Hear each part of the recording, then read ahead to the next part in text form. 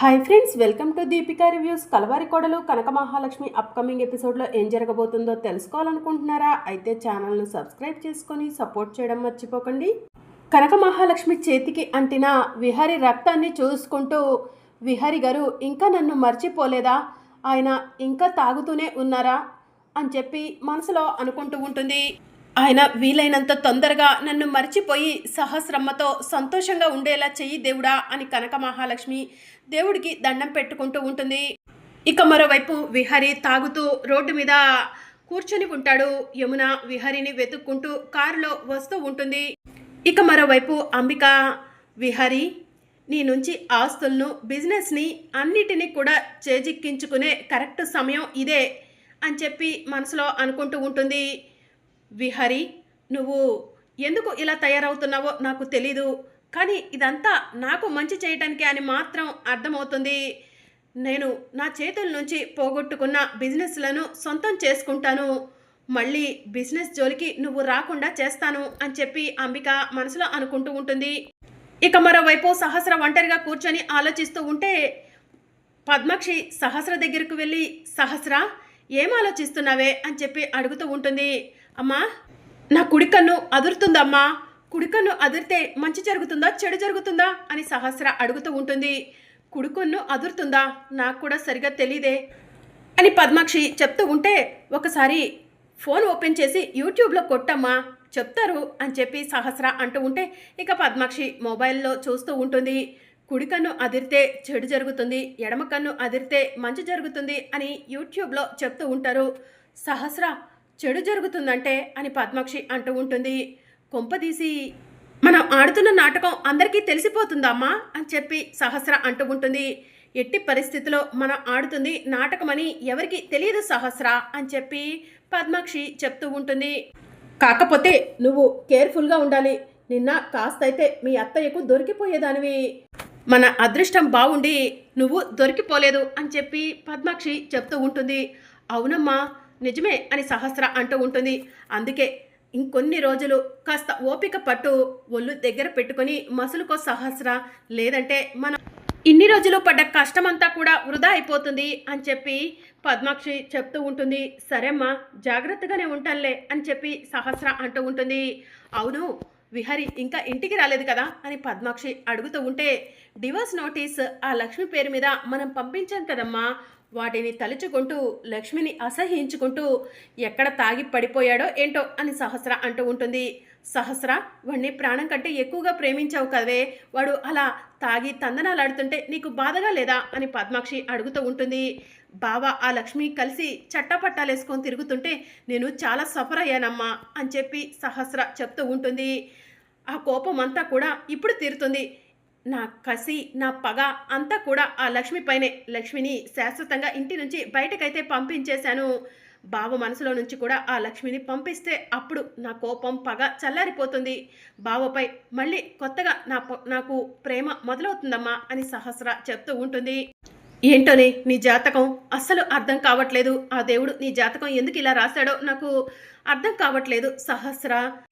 బావను పెళ్లి చేసుకుంటానమ్మా, 2 కుటుంబాలు కలుస్తాయనేసరికి నీకు విహారికి ఏమీ ఆలోచించకుండా పెళ్లి చేసేశాను.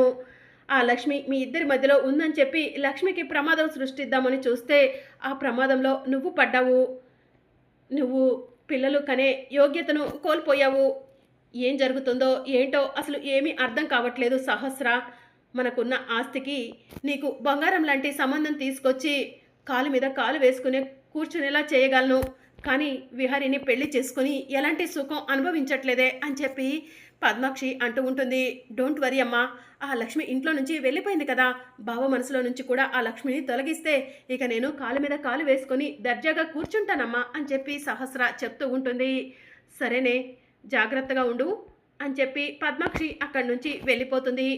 ఇక మరోవైపు లక్ష్మి ఒంటరిగా కూర్చొని, విహారి గారు మీ వారసుడు నా కడుపులో ఉన్నాడు, నేను మీ వారసుడిని మోస్తున్నాను, వీడిని కనటం వరకే నా బాధ్యత, ఆ తరువాత ఏదో ఒకలా మీ దగ్గరికి చేరుస్తాను, మీ చేతుల్లో వీడు అల్లారు ముద్దుగా పెరగాలి, వీడికి నా జాతకం రాకూడదు విహారి గారు అని కనక మహాలక్ష్మి మనసులో అనుకుంటూ ఉంటుంది. అప్పుడే బామ్మ కనక మహాలక్ష్మి దగ్గరకు వచ్చి, అమ్మ లక్ష్మి, టాబ్లెట్ వేసుకున్నావా అని చెప్పి అడుగుతూ ఉంటుంది. కాసేపు అయ్యాక వేసుకుంటాను బామ్మ అని కనక మహాలక్ష్మి చెప్తూ ఉంటుంది. కాసేపు అయ్యాకేంటమ్మా, టైం టు టైం టాబ్లెట్స్ వేసుకోవాలి, టైం టు టైం ఫుడ్ తినాలి, అప్పుడే కడుపులో బేబీ హెల్తీగా ఉంటుందని చెప్పి మంత్రస్ అని చెప్పింది కదమ్మా అని బామ్మ అంటూ ఉంటుంది. అవును బామ్మ, కానీ మనసంతా ఏదో బాధగా ఉంది అని చెప్పి కనక మహాలక్ష్మి అంటూ ఉంటుంది. సరే అమ్మా, నువ్వు ఏవేవో ఆలోచించి మనసుని పాడు చేసుకుంటున్నావులే, కానీ టాబ్లెట్ తీసుకొస్తాను, టాబ్లెట్ వేసుకుందు కానీ అని చెప్పి బామ్మ లోపలికి వెళ్ళి టాబ్లెట్ తీసుకొచ్చి కనక మహాలక్ష్మికి ఇచ్చి వేసుకోమ్మా అని చెప్పి చెప్తూ ఉంటుంది. ఇక కనక మహాలక్ష్మి టాబ్లెట్ వేసుకుంటూ ఉంటుంది. భుజంగం మనుషులు కనక మహాలక్ష్మి టాబ్లెట్లని మార్చేస్తారు కదా. ఇక కనక మహాలక్ష్మి చూసుకోకుండా భుజంగం మనుషులు పెట్టిన టాబ్లెట్నే వేసేసుకుంటుంది. టాబ్లెట్ వేసుకున్న కాసేపటికి కనక మహాలక్ష్మికి నొప్పులు స్టార్ట్ అవుతాయి. కనక మహాలక్ష్మి నొప్పితో విలవిల్లాడుతూ ఉంటే బామ్మ కనక మహాలక్ష్మి దగ్గరకు వెళ్ళి అమ్మ సిరి ఏమైంది అని చెప్పి అడుగుతూ ఉంటుంది. బామ్మ నొప్పిగా ఉంది బామ్మ, తట్టుకోలేకపోతున్నాను బామ్మ అని చెప్పి కనక మహాలక్ష్మి అంటూ ఉంటుంది. ఈ సమయంలో నొప్పులు రావటం ఏంటమ్మా అని చెప్పి బామ్మ అంటూ ఉంటుంది.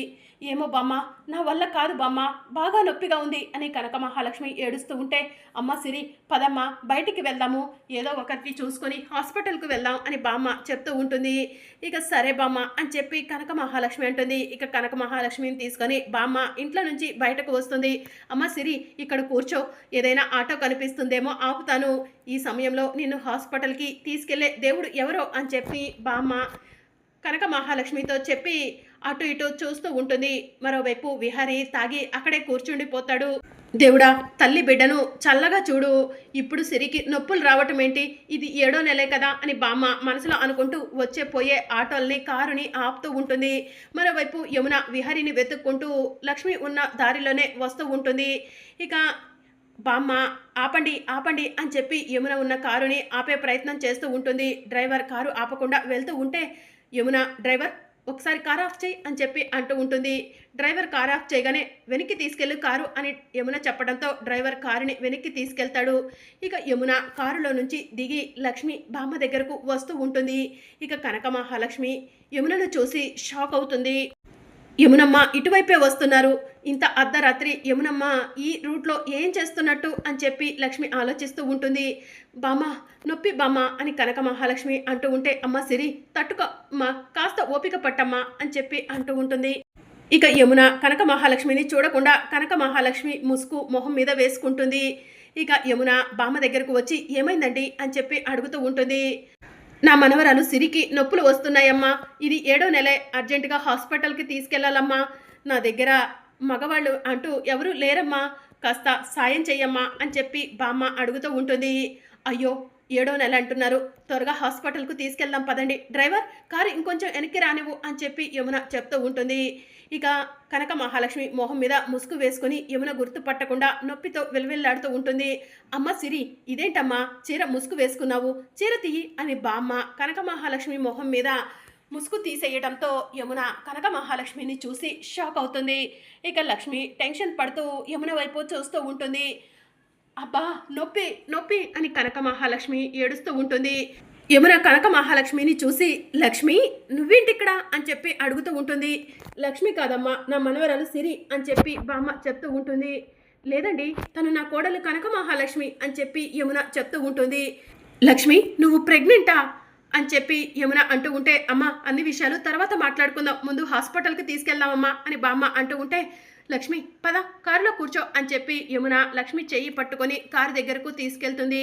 ఇక లక్ష్మి కారులో కూర్చోగానే నొప్పి నొప్పి అని చెప్పి అంటూ ఉంటుంది. కాస్త ఓపిక పట్టు లక్ష్మి అని చెప్పి యమున చెప్తూ ఉంటుంది. అమ్మ సిరి ఓపిక పట్టమ్మా అని చెప్పి బామ్మ చెప్తూ ఉంటుంది. డ్రైవర్ త్వరగా పోనివ్వు అని చెప్పి యమున చెప్తూ ఉంటుంది. లక్ష్మి నువ్వు కడుపుతో ఉన్నావా, ఇది శుభవార్త, ఈ విషయాన్ని మా దగ్గర ఎందుకు దాచిపెట్టావు లక్ష్మి అని చెప్పి యమున మనసులో అనుకుంటూ ఉంటుంది. ఇంకా అలా కంగారుగా హాస్పిటల్ దగ్గరకు వస్తారు. లక్ష్మిని వీల్ చైర్లో కూర్చోబెట్టి హాస్పిటల్ దగ్గరకు తీసుకెళ్ళగానే డాక్టర్ అని చెప్పి యమున పిలుస్తూ ఉంటుంది. డాక్టర్ బయటికి వస్తారు. ఏమైంది అని చెప్పి అడుగుతూ ఉంటారు. డాక్టర్ నా కోడలు కనక మహాలక్ష్మికి 7వ నెల నొప్పులు వస్తున్నాయి అని చెప్పి యమున చెప్తూ ఉంటుంది. ఐసీలోకి తీసుకెళ్ళండి అని చెప్పి డాక్టర్ అంటుంది. మీరు ఇక్కడే వెయిట్ చేయండి అని చెప్పి డాక్టర్ కనక మహాలక్ష్మికి ట్రీట్మెంట్ చేస్తూ ఉంటారు. ఇక యమున కనక మహాలక్ష్మిని ఐసీలో నుండి చూస్తూ ఏడుస్తూ ఉంటుంది. అమ్మ మీ కోడలు అంటున్నారు, మీ కోడలికి ఏం కాదమ్మా అని చెప్పి బామ్మ ధైర్యం చెప్తూ ఉంటుంది. కనక మహాలక్ష్మి కనిపించక ఎన్నో రోజులుగా మేము బాధపడుతున్నాము. నా కొడుకు పిచ్చివాడైపోయాడు. లక్ష్మి మీ దగ్గరకు ఎన్ని రోజుల క్రిందట వచ్చింది అని చెప్పి యమున అడుగుతూ ఉంటుంది. దాదాపు 6-7 నెలలు అవుతుందమ్మా అని బామ్మ చెప్తూ ఉంటుంది. కనక మహాలక్ష్మి మీ దగ్గరకు వచ్చినప్పుడు ప్రెగ్నెంట్గా ఉందా అని బామ్మను యమున అడుగుతూ ఉంటే, అవునమ్మా, గర్భవతిగా ఉన్న అమ్మాయి నా దగ్గరకు వచ్చింది. పాపం తినటానికి డబ్బులు కూడా లేవు. నేనే కడుపు నిండా తిండి పెట్టాను. రౌడీలు అల్లరి చేయబోతూ ఉండగా అమ్మాయిని కాపాడి నా ఇంటికి తీసుకెళ్లాను. అప్పటి నుంచి నాతోనే ఉంటుందమ్మా అమ్మాయి. అమ్మాయి చాలా మంచిది అని బామ్మ చెప్తూ ఉంటుంది. అవును, కనక మహాలక్ష్మి చాలా మంచిది. అందరి మంచి కోరుకుంటుంది. అందరి మంచి కోరుకొనే ఇంటి నుంచి మాకు దూరమైంది అని చెప్పి యమున చెప్తూ ఉంటుంది. నా కొడుకు లక్ష్మి కోసం పిచ్చివాడైపోయాడు. తాగుడికి బానిసైపోయాడు. ఎక్కడున్నాడో ఏంటో అని చెప్పి యమున బాధపడుతూ ఉంటుంది. ఇక యమున విహారీకి ఫోన్ చేస్తూ ఉంటుంది. ఇక విహారీ ఫోన్ లిఫ్ట్ చేయడు. మళ్ళీ యమున ఫోన్ చేస్తూ ఉంటే ఇక విహారీ ఆఖరిగా ఫోన్ లిఫ్ట్ చేసి, నేను బాగానే ఉన్నానమ్మా అని చెప్పి చెప్తూ ఉంటాడు. నానా విహారీ అని చెప్పి యమున అంటూ ఉంటే, నాకు ఇంటికి రావాలని లేదమ్మా, కనకం లేని ఇంట్లో నాకు ఉండబుద్ధి కావట్లేదు అని విహారీ చెప్తూ ఉంటాడు. కనకాన్ని నేను చూశాను విహారీ అని చెప్పి యమున చెప్తూ ఉంటుంది. అమ్మా, ఏం చెప్తున్నావు నువ్వు అని విహారీ అడుగుతూ ఉంటాడు. అవునానా, కనకాన్ని నేను చూశాను. ఇప్పుడు కనకం నా దగ్గరే ఉంది. నువ్వు వెంటనే నేను చెప్పిన హాస్పిటల్కు వచ్చాయి అని చెప్పి యమున చెప్తూ ఉంటుంది. హాస్పిటల్కా? నా కనకానికి ఏమైనా అయిందమ్మా అని చెప్పి విహారీ అడుగుతూ ఉంటాడు. లేదు నాన్న, లక్ష్మి బాగానే ఉంది. నేను చెప్పిన హాస్పిటల్కి నువ్వు రా అని చెప్పి యమున చెప్తూ ఉంటుంది. అమ్మ, నేను వచ్చే వరకు లక్ష్మిని జాగ్రత్తగా చూసుకో, లేదంటే లక్ష్మి మళ్ళీ మన కళ్ళు గప్పి వెళ్ళిపోతుంది అని చెప్పి విహారీ చెప్తూ ఉంటాడు. సరే నాన్న అని చెప్పి యమున చెప్తూ ఉంటుంది. ఇక మరోవైపు లక్ష్మికి ట్రీట్మెంట్ చేసి డాక్టర్ బయటకు వస్తారు. డాక్టర్, నా కోడలు లక్ష్మికి ఎలా ఉంది అని చెప్పి యమున అడుగుతూ ఉంటుంది. తన సిచ్యువేషన్ చాలా క్రిటికల్గా ఉంది. తను ప్రెగ్నెన్సీ ఉంటుందో పోతుందో కూడా చెప్పలేము. అసలు ఆ అమ్మాయి బ్రతుకుతుందో లేదో కూడా చెప్పలేము అని డాక్టర్ చెప్తూ ఉంటారు. డాక్టర్, ఏం మాట్లాడుతున్నారు మీరు అని చెప్పి యమున అడుగుతూ ఉంటుంది. అవును, ఆ అమ్మాయి వేసుకున్న టాబ్లెట్ పాయిజన్ టాబ్లెట్. ఆ టాబ్లెట్ వల్ల ఆ అమ్మాయి కడుపులో బిడ్డ చనిపోయే సూచనలు ఎక్కువగా కనిపిస్తున్నాయి అని చెప్పి డాక్టర్ చెప్తూ ఉంటారు. డాక్టర్, ఎంత డబ్బు ఖర్చైనా పర్వాలేదు, నా కోడలు లక్ష్మికి ఏం కాకూడదు, కడుపులో బిడ్డకి ఏం కాకూడదు అని చెప్పి యమున చెప్తూ ఉంటుంది. మా ప్రయత్నం మేము చేస్తున్నాము, ఆ పైన అంతా కూడా దేవుడి దయ అని చెప్పి డాక్టర్ అక్కడి నుంచి వెళ్ళిపోతుంది. ఇక మరోవైపు విహారీ చాలా స్పీడ్గా కార్ డ్రైవ్ చేసుకుంటూ వస్తూ ఉంటాడు.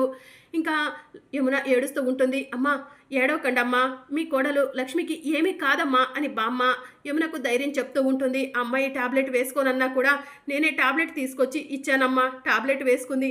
ఆ టాబ్లెట్ పాయిజన్ టాబ్లెట్ అని డాక్టర్ ఎందుకు చెప్తున్నారో అర్థం కావట్లేదు. అమ్మాయి రోజు వేసుకునే టాబ్లెటేనమ్మా అది అని చెప్పి బామ్మ చెప్తూ ఉంటుంది. ఇక మరోవైపు కనక మహాలక్ష్మికి మత్తు ఇచ్చి ఐసీయూలో పెడతారు. ఇక కనక మహాలక్ష్మిని ఐసీయూలో నుంచి చూసి యమున ఏడుస్తూ ఉంటుంది. లక్ష్మి, ఎక్కడ ఉన్నా కూడా నీకు కష్టాలు తప్పవా లక్ష్మి అని చెప్పి యమున మనసులో అనుకుంటూ ఉంటుంది. ఆ దేవుడు నీ మంచిని అర్థం చేసుకొని నీకు నీ కడుపులో బిడ్డకి మంచి చేస్తే బాగుండు లక్ష్మి. ఆ దేవుడు ఉంటే కనుక నిజంగా నీ కడుపులో బిడ్డని నిన్ను చల్లగా కాపాడుతాడు అని చెప్పి యమున మనసులో అనుకుంటూ ఉంటుంది. మరి అప్కమింగ్ ఎపిసోడ్లో ఏం జరగనుందో తెలుసుకోవాలనుకుంటున్నారా? అయితే ఛానల్ను సబ్స్క్రైబ్ చేసుకొని సపోర్ట్ చేయడం మర్చిపోకండి. Thank you for watching.